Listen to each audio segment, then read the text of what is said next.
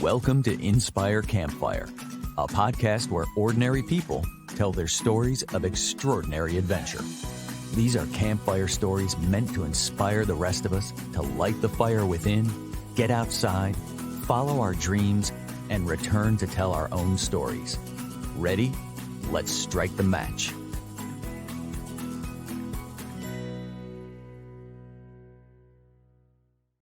Welcome to the show. I am your host, Scott Wurzbacher, and today we are going to explore the GAP and C&O Trail that connects Pittsburgh to Washington, D.C. and makes for a great week-long camping and cycling adventure. These trails attract bucket list adventurers from all around the world, and they get about 1 million visitors a year. Located on the East Coast, they have particular interest to me.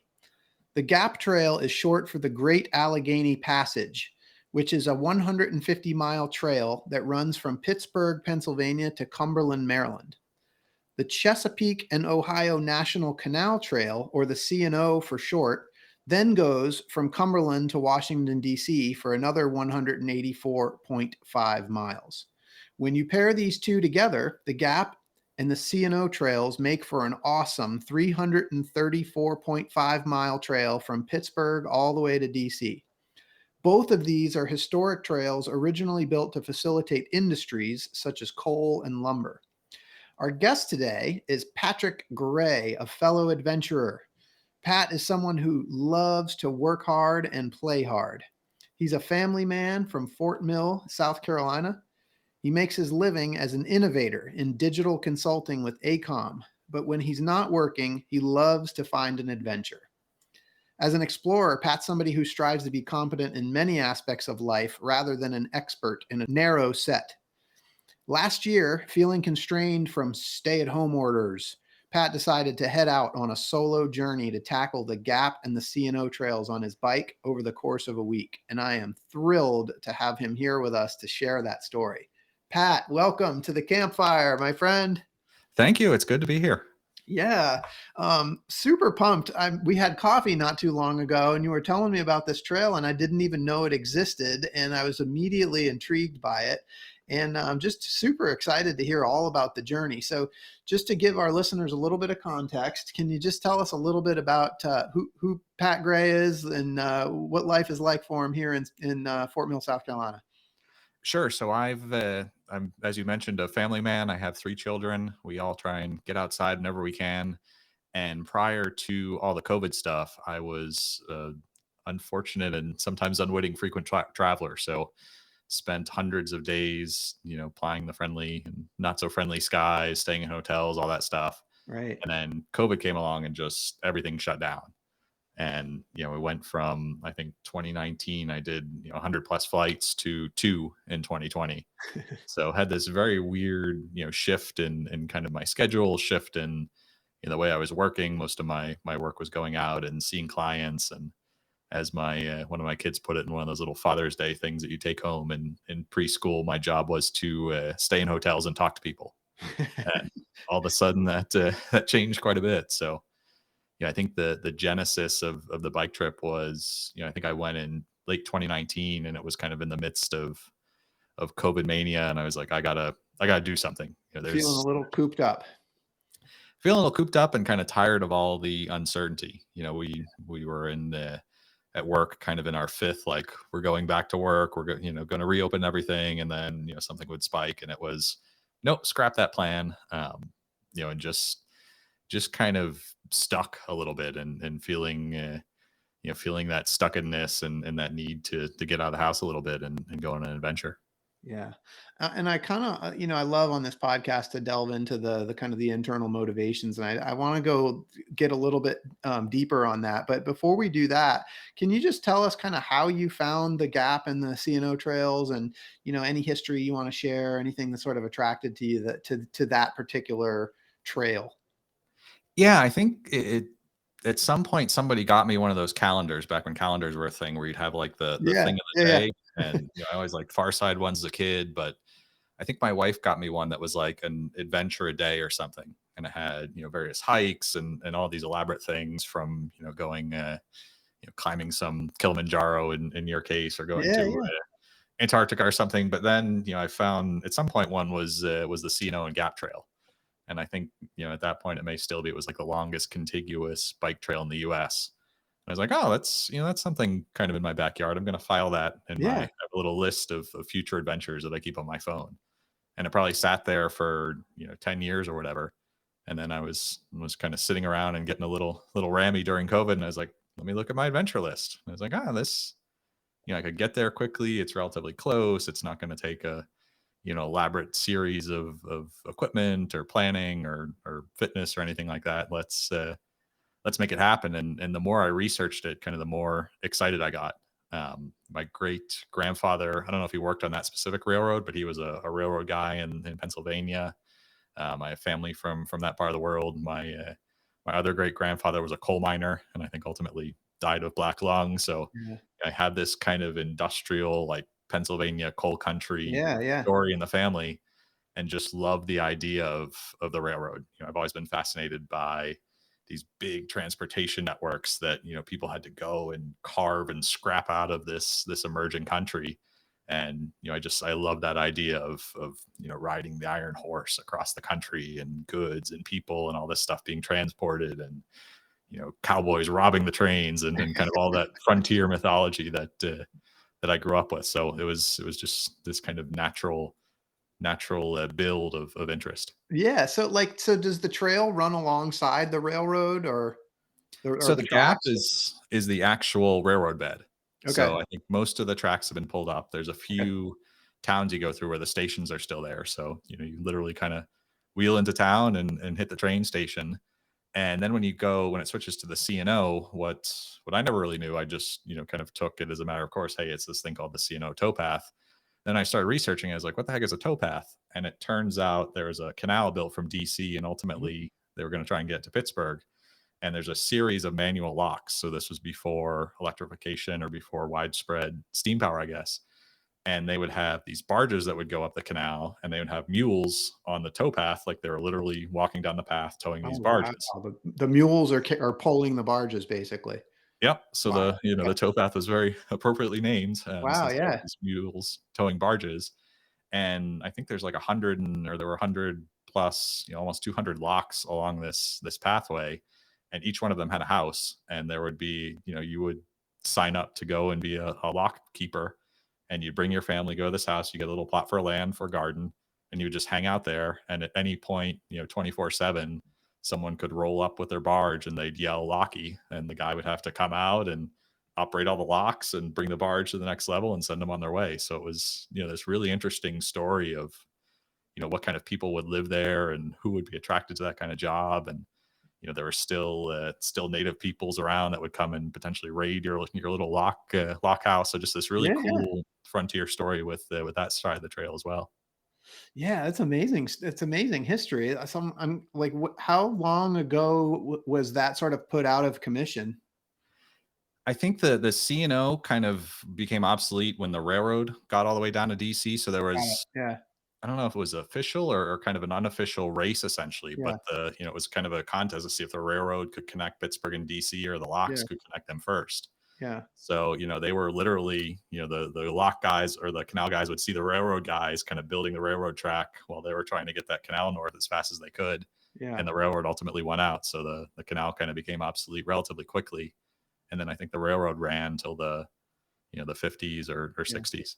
So cool. Okay, so like for you as an adventurer tackling this, like what is the terrain like? What is that? I mean, are you going through cities? Is it nature? Is it what, walk us through kind of what that is like.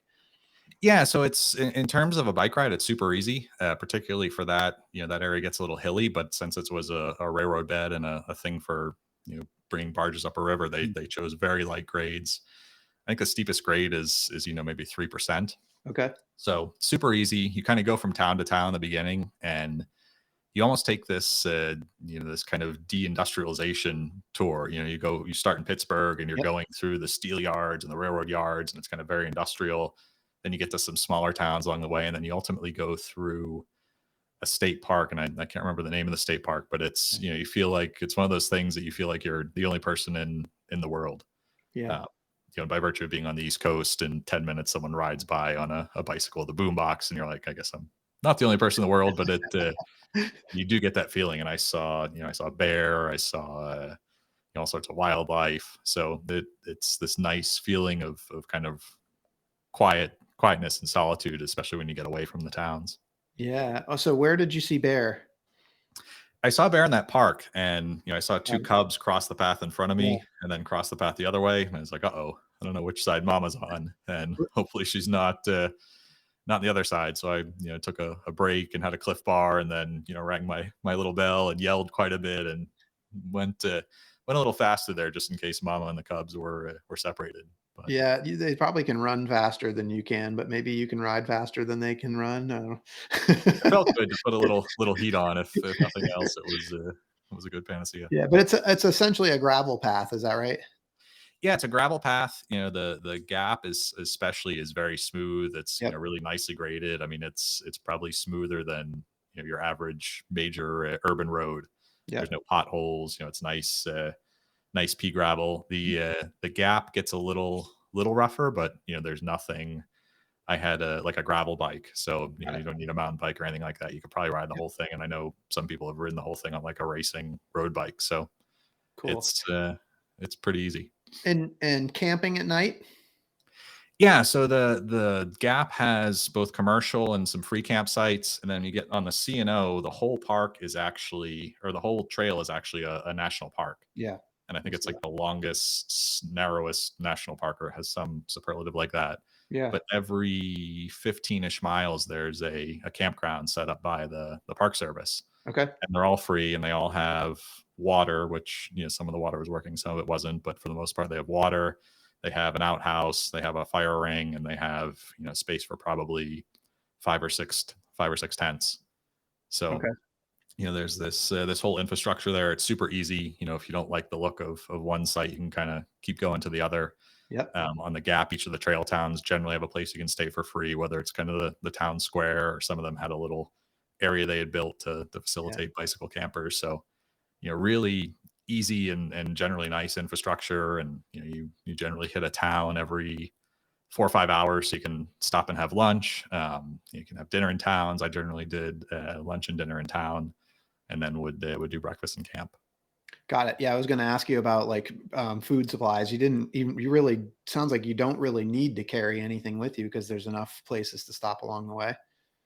Yeah, the Gap, you definitely don't need to carry anything with you. When you get to the C&O, it's a little more, there aren't really any trail towns. I think Yeah. there were a couple, but for the southern part of the Gap, it's a little more rural, and you can kind of shoot off and go into town if you need to. But that was, I think I did 2 or 3 dinners that I had packed in Got it. and cooked in camp. But in the on the Gap, it was all a nice end of the day burger and a cold adult beverage. There you go. So how many nights did it take you to do this trip? I think it was 5 or 6 nights. Okay. I wasn't in any particular hurry. I probably averaged 40 miles a day. Okay. And logistics, did you have your own bike? How did that work? And how did you start and stop? Yeah, I had my own bike. I think there's a couple of companies that rent bikes, but I kind of like geeking out in the gear a little bit. Yep. So set up a touring bike and did a one-way car rental that ended up being super cheap. There is Amtrak service into both Pittsburgh and DC, and they have some of the routes have bike cars. But I think like 60, $70. I got a one-way rental, Yep. rented a little SUV, and just threw my bike in the back. Drove up to Pittsburgh, was able to abandon my rental car right at the start of the Gap, essentially near the Amtrak station. And then I stayed in a hotel for the night, wheeled my bike up to my room, and then Yep. first thing in the morning, got out and got after it. Very cool. And where does it end in DC? So it ends in DC in Georgetown, essentially, and Awesome. then DC has a pretty good collection of bike routes, Yeah. both on and off road. And what I've heard a lot of people do is they park at the airport, and there's a bike trail that goes all the way out to Reagan, so you can do that. Or I just rode to Amtrak, and there was an Amtrak that went back to Charlotte that had a bicycle car. Oh, nice. So you actually took Amtrak home instead of taking the yeah, that's the way to go. I actually had Yeah, an opportunity to do that recently. It is a very comfortable way to travel, surprisingly. So it sounds like a lot of fun. I mean, if you live on the East Coast, it seems like it's a super easy trip to tackle. Doesn't sound like it sounds like there's a lot more peace than there is. fear, anxiety, any of that kind of stuff. But I'm curious, were there any sort of moments of resistance or any kind of interesting encounters that you had along the way? No, I mean, everyone was friendly. Everyone was great. There were, you'd realize you were getting close to a town when you'd see, a few people out kind of tooling around on bikes. And then, as you got closer, you'd see people out walking. I had one, I think on day one, I had an unleashed dog incident, which, I'm Mm. have a dog, love dogs, but really get frustrated with people that don't have their dogs on leashes. And, it started as they all do with some guy yelling, "Oh, they're very friendly." And then one, of course, bit me in the ankle. Uh, Um, didn't really break the skin. I just kind of carried on. It seemed like more trouble than it was worth to Yikes. stop and do all that nonsense. And then as I got closer to DC, there were a couple of ran into some rather strange family that was, I don't know what they were doing, but there was a dad with an axe and some kids carrying logs that had one of the little kids had a weird comment about throwing me in the lake, which was strange. Okay. And other than that, it was still kind of peak pandemic, so everyone Yeah. was fine. And then the closer I got to DC, like people would be coming on the trail, and I literally Yeah. had a few people like jump off and throw their masks on, and it was like I was coming down with radioactive ooze dripping out of my nose. That's kind of the Yeah. state of the world at that point. And it was post kind of post the riots in DC, so things were still boarded up. Yes. That Yeah. was a little weird kind It was of. a strange time, right? Yeah, it was definitely sort of a welcome back to reality in this weird twilight zone we were in at the time. Well, and I mean specifically for you, because the part of the motivation was like, I want to try to go back to something normal. Like I'm cooped up in the house and I need to get out. And you being kind of a pioneering explorer, you probably kind of felt it earlier than some people did. Yeah, yeah, and I love things, kind of anything long distance and human powered, because it takes life Yeah. down to its essentials. Yeah. You're out there, and I'm sure someone could do the math on how many pedal strokes it would take you to do that distance, but it's just, you have a goal that's kind of big, and Yeah. it's big enough to be a little bit frightening, but small enough that it's achievable. And the way you get there is you just keep pedaling. There's Yeah. just this very clear thing you've got to do to keep maintaining forward momentum. And, yes, it's hard. And yes, it takes a long time, but it's, kind of strips life down to the essence. There's no Yeah. one, on social media telling you can or can't do it. There's no one, trying to politicize it. It's just, you get on your bike and you pedal and you go as far as you feel like going and throw your tent up and do it again the next day. Yeah. Yeah. So, I mean, I'm curious, like this particular adventure, and I love that you talked about your adventure list, because I think that's something, like just by virtue of having an adventure list, like that obviously creates sort of this inspiration and a reminder to get after it. But like, what is it about this particular type of adventure for you, being on the bike, being alone? I kind of want to hear about that, because you could have chosen to go with others, but you chose to kind of go tackle this adventure on your own. And I'm just kind of curious, what was the inspiration behind that, and what it was like to be out there on your own for a whole week. Yeah, I mean, I think I like the bicycle out of all the, I've done long motorcycle trips, I've done long hikes, but the bicycle kind of gives you, enough of the mechanical advantage that you can cover some ground, but Yeah. it's not, you're still human powered. Yeah. And there's just, I think it's hard not to smile when you're on a bicycle. Like, I've done some like fitness stuff on a bicycle. You and I have done some triathlons, and I've, sat in the garage and gutted it out and grimaced through training stuff. But, when you're just out and you're not trying to do any of that, and you're like, I'm 40 and I'm on a friggin' bicycle. Like it's This is impossible fun. not to be smiling and happy. Like you're doing it wrong if you're not doing that.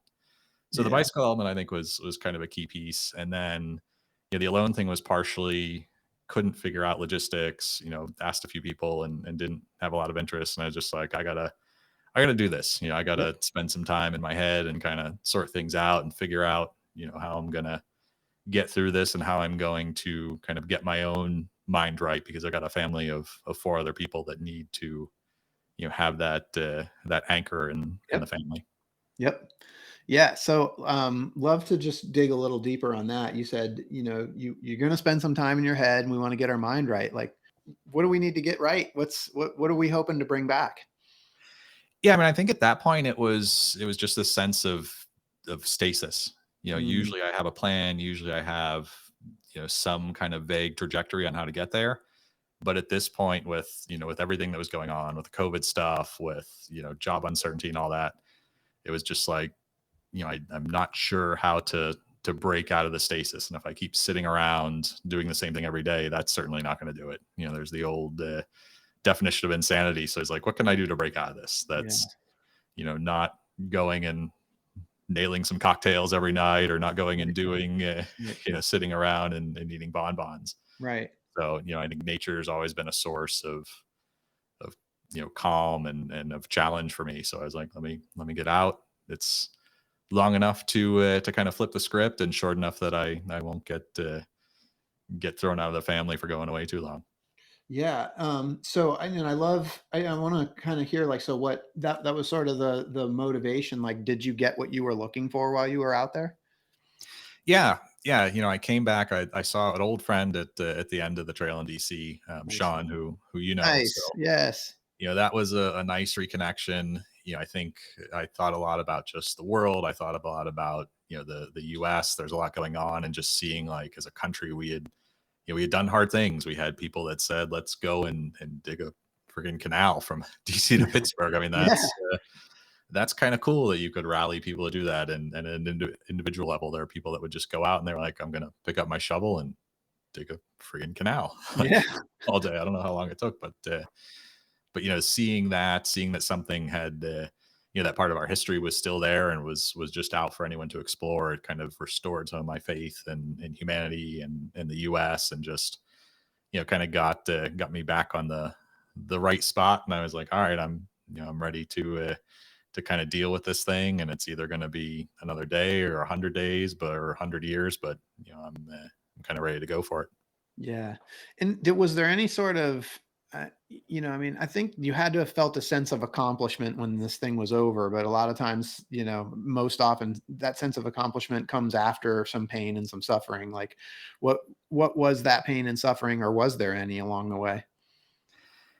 I don't think there wasn't any like acute, physical pain. I was in pretty good shape at the time. And, Yeah. I think my first day I had planned to do like 60 miles. And at the end of 60, I was like feeling good, and just rode 80. And then Yeah. I took a little short day. The next day I, hit some cold weather that kind of surprised me. This was early October, and I had planned for, maybe a little bit of a chill. And I think it dipped down to like 30 when I was up at kind of up by the Continental Divide, and woke up with snow in my tent. So that was a little bit chilly in the morning, but there was no like major, physical challenges along the way. Just, it was more the peace, like being able to sit there for, 6-8 hours and just kind of pedal at a constant rate, and, be lost in nature and kind of lost in your own thoughts is, it was definitely a nice and well appreciated time. Well, and I know that you're somebody that, that like that freezing cold, the snow. I mean, some people might have called that the challenge and the suffering, right? But like, you're somebody that this isn't your first rodeo. You've been on other adventures and other trips. And, those are the kinds of things, like the more you do these things, the more you just like you roll with the punches. And I think that's just kind of an example of who you are. And so I'm sure that there was, but you're just so good at kind of like rolling with it into the next phase. But the trip sounds like it was super rejuvenating for you. That's kind of what I'm sensing. Did you have any sort of people interactions along the way, or was this just you yourself and you?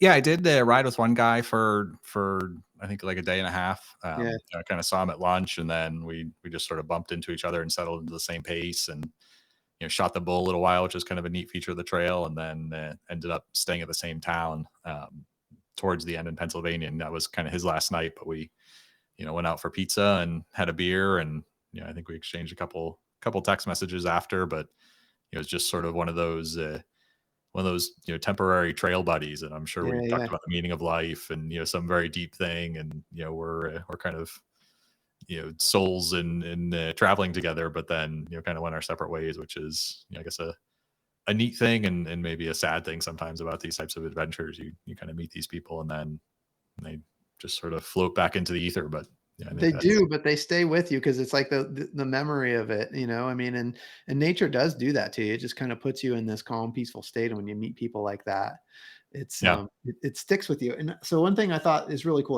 like what I love about this trip is this isn't like, it's not like climbing Mount Everest. There's a challenge to this, right? And it's fun, but it's like, it seems like it's a very doable trip for a lot of people. It seems like it's something that's kind of like, hey, I can go do that. I think, and I think that's what I really like about it. You said that you felt like a calm and a challenge. Um, and I love that. On this podcast, we love to talk about the word awe. And the awe is, definition of awe that I love most is the reverential respect mixed with fear or wonder. And I feel like the fear or wonder, those two things combined are sort of like the calm and the challenge that you're talking about. It's like the combination of those two elements that makes it so unique. So, like, did you have any moments along the trip where you felt that sort of feeling of awe? Yeah, there were definitely several. One that there's the Big Savage Tunnel is kind of one of the Mm, high points on the trail, and it's this huge tunnel. It was some engineering marvel at the time and carved out of rock and all this stuff. But you kind of hit it as you're going up. It's like a 20-mile climb, and yeah, it's 2-3% grade, so you're not climbing some big Tour de France climb or anything. You're yeah, you're just sort of doing this little grind, but then you get to this tunnel and you can see where it's like been hammered out of rock. It's not yeah, like a thing where there's cement on the walls or anything. And you come out the other side and there's this big vista over the valley. And it was a cold morning, so it's a little chilly, and bones were a little stiff getting going. And then you go through this tunnel, and again, kind of that whole feeling like a kid on a bicycle, like I was yelling so it would echo, and I was making train noises and chewing. And then you come through and it's like this huge vista, and it was just like, okay, this is pretty awesome. This is the mountain medicine or whatever you want to call it out in nature, or something spiritual out there. But what is that feeling? Like, what's that feeling like? yeah, I think it's just a feeling that you're part of something larger, and that you're for me, it's you're connected to everything, but you're also kind of your own Yeah, being. You're an individual gear, but you're still in this much larger machine, and I it's love that. it's You're a you're part of something bigger, but yet you're there to witness it. Yeah, and it's you don't have to judge it, you don't have to question the why or the how, like, you can just sit there and sort of be, Yeah, which I think is hard. I think, our jobs are oriented around making decisions and yeah, judging and processing and, putting things in different buckets, and this was yeah, just a case of, like, this is here, I'm here, and I yeah. don't have to file anything or understand it or make a judgment on it. Yeah, that's awesome. And one thing, like I've known you for a long time, and I've seen you take lots of different adventures and tackle all kinds of different ventures. And you've always been a really good writer, and you've always written about a lot of your experiences. And I know you kept a journal on this one. And this isn't something we really talk about that much on this podcast, but like I wonder if you could just talk about like the value of like writing about the experience and how it helps you to process the experience and make it even more powerful for you. Yeah, I mean, I think on this one, I kept a pretty brief journal and tried to take a lot of pictures and tried Mhm. to be conscious about what I was taking pictures of, and tried to stop, and one of my intents going into it was to do some photography, which I think is different than just like I'm going to run around and take pictures with my iPhone, and Yeah. I did some of that as well.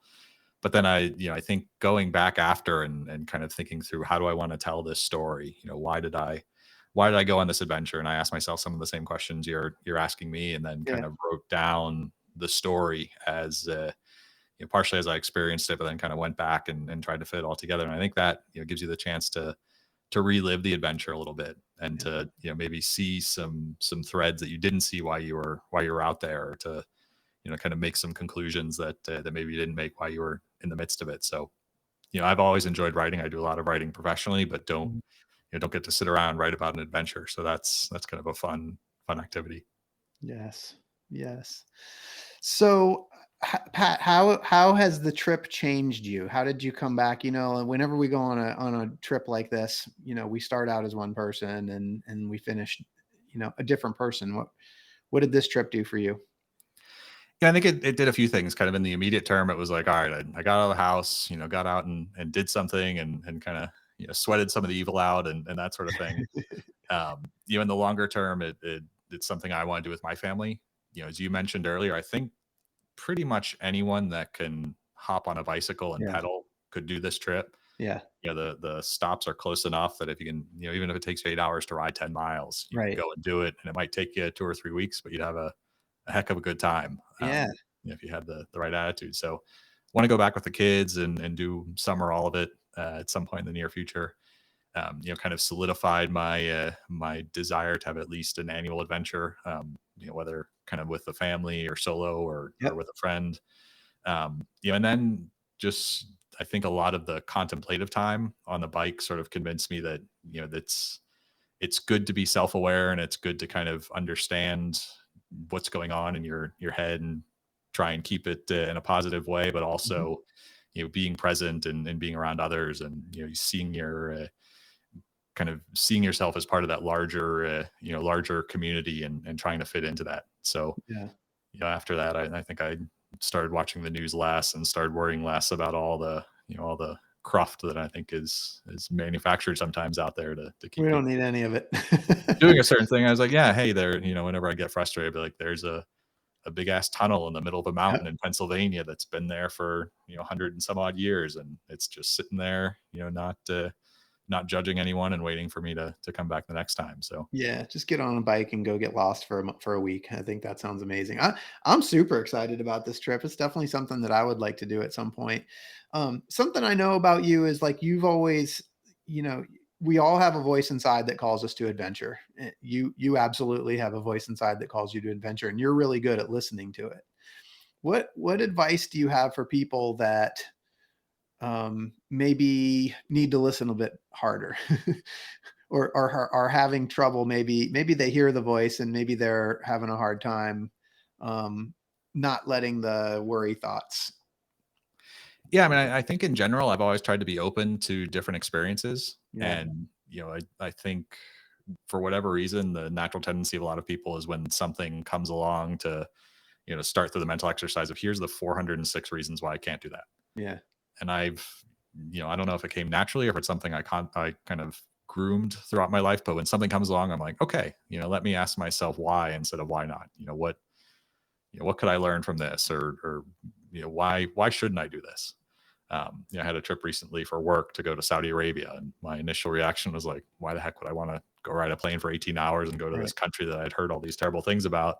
Right. And so I was like, let's go check this place out. You know, it's 2 weeks of your life. It'll do something good for your job. So I think just having that, you know, have your initial reaction be why not, and then, you know, I think most of our excuses, you know, short of if you had some, you know, if you're completely immobile or something, this trip would kind of be out of the books or out of the list of options. But you know, if you're generally mobile, you know, you have enough means or enough friends to borrow a bicycle of any sort, you know, you could do this thing on a garage sale Huffy that you get for $20. Um, you know, ask yourself why not, and just go out and try it. And even if, you know, even if this type of adventure is too big, you know, go and find something smaller. You know, if you're listening to this podcast, you're like, hey, I'd love to go on a 5-day bicycle adventure, but you know, here's some legitimate reasons why I can't. Go take a ride in the neighborhood. You know, Yeah. hop on that bike that maybe you haven't hopped on for a while, or you know, if you're some super cyclist, you know, training for the pro tour, you know, get on the beach cruiser and just, you know, feel that joy of being on two wheels, and you know, ideally do it with one of your kids. That definitely emphasizes the fact that, hey, I'm on a bicycle and it's hard not to have some fun doing this. So, you know, I think that's been the key driver for me, is just always asking why not instead of, you know, coming up with that list of reasons why it's not a good idea. Why not? I love it. That's perfect. Okay, so just to pivot real quick, because something that you've done as an innovator and an adventurer is you have a YouTube channel called The Big Heavy, and tell us a little bit about that. Yeah, that was another why not. You know, so I posted a video a couple of years ago. I tiled my workshop floor and, you know, thought nothing of it. I shared it with a few family members and came back and I had like 200 subscribers or something like that.